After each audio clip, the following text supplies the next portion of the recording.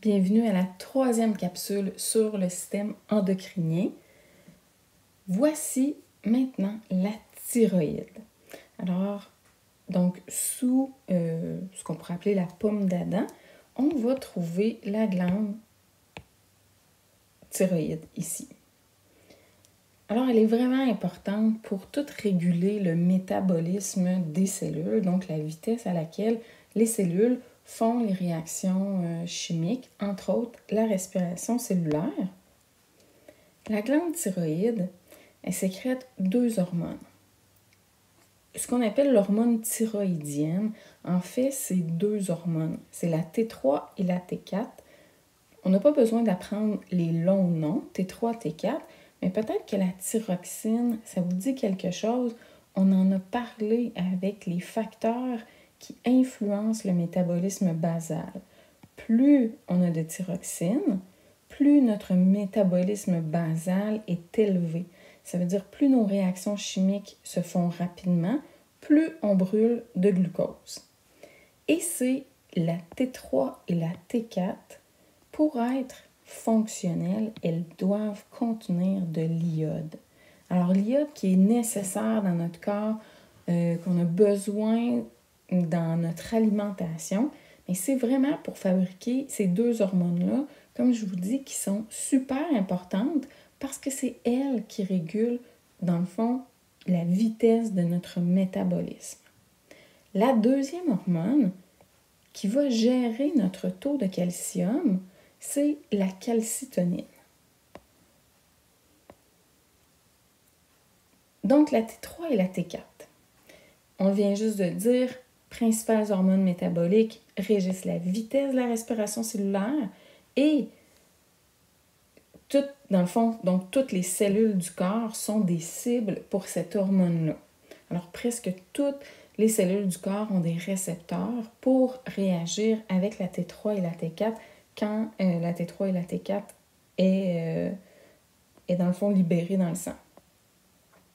La calcitonine, c'est quoi sa job? Sa job, c'est de diminuer le taux de calcium sanguin et de le faire se déposer dans les os. Donc, si vous mangez des aliments qui contiennent du calcium et que le taux de calcium augmente dans votre sang, bien à ce moment-là, la glande thyroïde va libérer de la calcitonine pour qu'on puisse entreposer ce calcium-là dans les os. Les glandes parathyroïdes. Les glandes parathyroïdes sont situées derrière la thyroïde. Alors, je vais revenir à la figure de la page 354. Alors ici, on voit là, c'est notre thyroïde de face. Caché derrière. Alors, caché derrière, il y aurait normalement 4 petites glandes attachées à notre thyroïde, 4 glandes qu'on va appeler les glandes parathyroïdes. Je reviens ici. Je vais vous les montrer tantôt sur une autre figure. Donc, situées derrière la thyroïde, les parathyroïdes, leur job, c'est de sécréter la parathormone ou la PTH. Et là, ça, c'est l'effet contraire de la calcitonine. Quand notre taux de calcium devient trop bas dans le sang, bien, la PTH permet de mettre en circulation un petit peu plus de calcium. La PTH, quand elle est libérée, elle va dire aux os, donc c'est comme si les os vont perdre le calcium qu'ils avaient entreposé.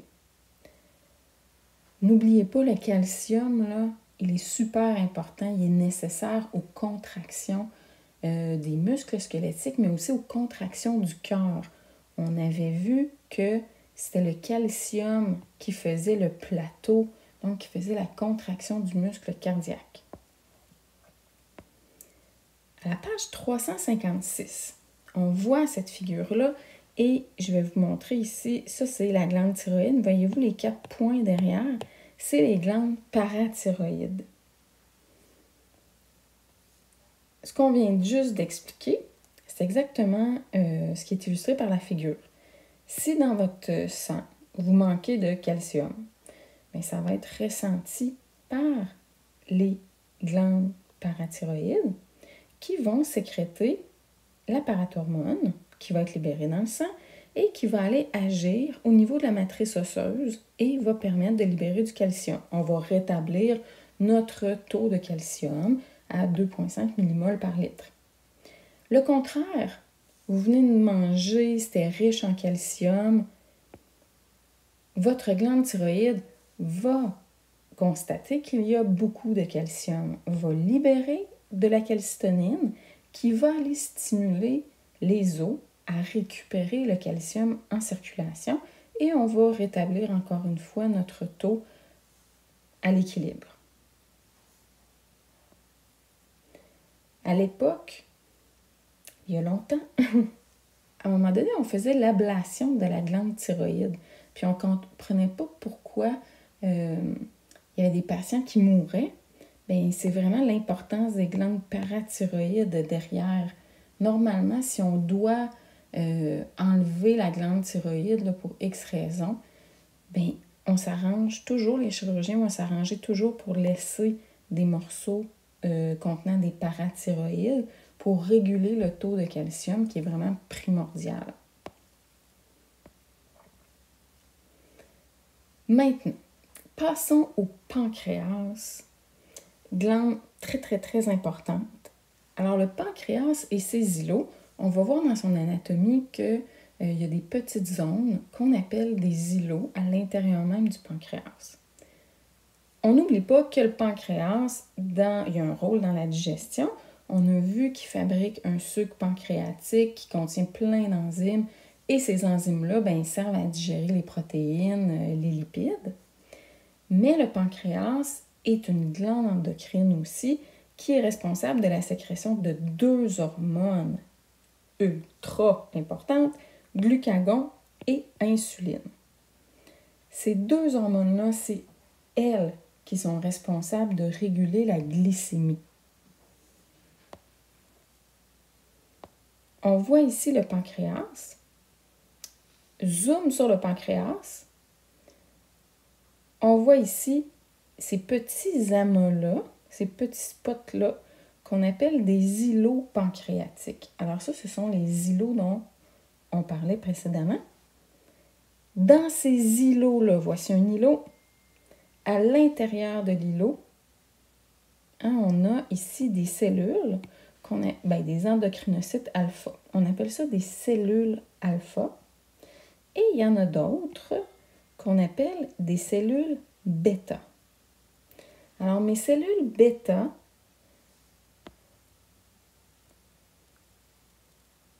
je vais aller à la figure ici. Peut-être en haut. Je vais vous le faire écrire ici. Alors, mes cellules alpha, eux autres, sécrètent le glucagon. Et mes cellules bêta sont responsables de la sécrétion, vous pouvez le souligner, de l'insuline.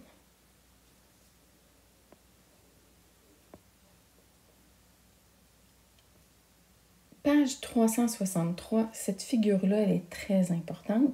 Elle nous permet de comprendre aussi un peu le diabète qu'on va expliquer plus tard. Allons-y étape par étape. Prenons le stimulus ici, stimulus, qui est une augmentation de ma glycémie. Bon, vous avez mangé, beaucoup de sucré, qui est du sucre libre, n'est-ce pas? Pas du sucre là, complexe ou avec des fibres. Votre glycémie s'élève. Votre glycémie s'élève et cette glycémie-là, elle est mesurée, si on veut, par le pancréas. Et le pancréas va réagir en sécrétant, en provenance des cellules bêta, beaucoup d'insuline. L'insuline entre en circulation dans le sang et va aller stimuler les cellules de différents tissus de votre corps à absorber le glucose qui passe à côté dans les capillaires. Donc, les cellules vont faire entrer du glucose et on se rappelle que notre foie, lui, sous l'influence de l'insuline, va emmagasiner le glucose, le transformer en glycogène pour faire des réserves. Et normalement, on devrait rétablir notre taux de glucose sanguin, donc notre glycémie devrait redevenir à la normale.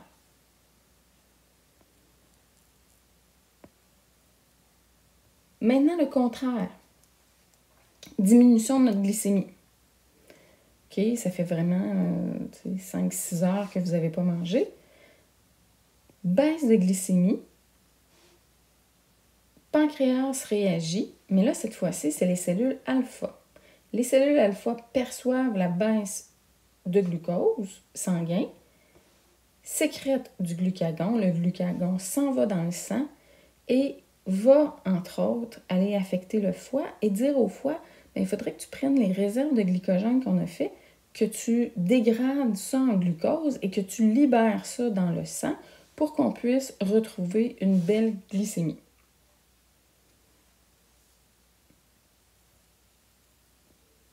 Pour visualiser cette fluctuation, cette régulation de la glycémie, je vous demande de peser sur pause et d'aller visionner l'animation 4. Vous allez avoir un beau visuel de l'insuline et du glucagon. Et on se quitte là-dessus.